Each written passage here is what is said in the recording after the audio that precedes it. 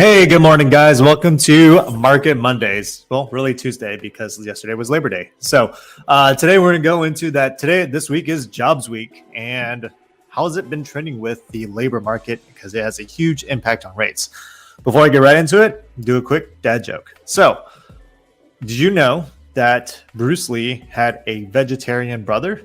His name was Brocco-Lee. Brocco-Lee. Pew, pew. All right, so getting right into it. Last week, we got a report that really gives us an idea of how the jobless claims are doing, or continuing jobless claims, meaning that the people who filed for unemployment claims are continuing those claims, because if they weren't, they'd have a job, essentially, right? So if they continue to file for claims, that means they're going to continue to be unemployed effectively. Well, what's crazy about that report, that it rose by about 13,000 people. So there's still about almost 1.9 million people receiving unemployment benefits still, right? And that's a really big important detail, because it means that it's when people are out of a job, they're staying out of a job for longer periods of time because maybe companies aren't hiring or whatever the reason.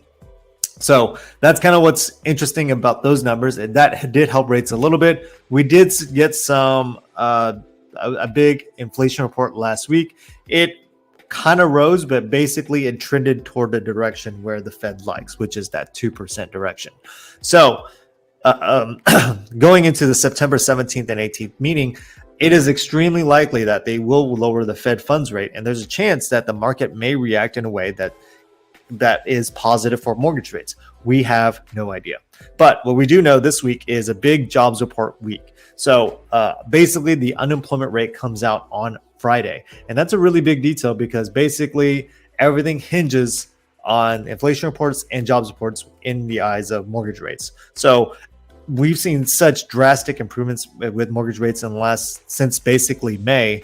Now we're seeing, with my entire pipeline for September, half of it's refinances. So, and a lot of clients are getting below 6, which is really exciting. So that's going to be really interesting to look forward this week in regards to how the labor market's going to look on Wednesday, Thursday, and Friday. So there's going to be big swings depending on how it all goes. If rates get better this week, then there's a chance that they may get better on the week of when they decide to lower the Fed funds rate by maybe 0.25% or 0.5%. That's the plan on the September 17th and 18th meeting. So that's something to look forward to this month. So to give you guys an idea where rates are at currently, I want to kind of share my screen right now and show you guys that rates are still doing pretty well. I'd say it's still trending in the direction that we'd all expected. Again, this is all based on August 29th, so last Friday. So if you guys can see, this was the basically beginning of June, end of May, and we have drastically come down by quite a bit. Almost, again, basically 1%. Essentially a 1% change in mortgage rates, especially for VA and FHA. So if you have any clients out there, or you yourself are in a VA or FHA loan, and your rate's above 6.75, I consider maybe taking a look, reaching out to your loan officer, and then thinking about refinancing.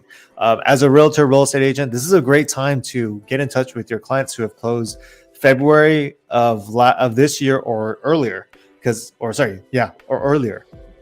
Because this gives you a chance to see what they're doing, if they plan on selling the house soon, or they just kind of get an idea where they're at with their house. If they plan on staying in the house for the next 2 years or more, this is a good time to potentially get into a better rate. So these is just, for me, this is really exciting news, because I guess I'll have to be in the business for that much longer. Anyway, that's all I got for you guys today. If you guys have any questions, let me know. That's all I got. Nuke out.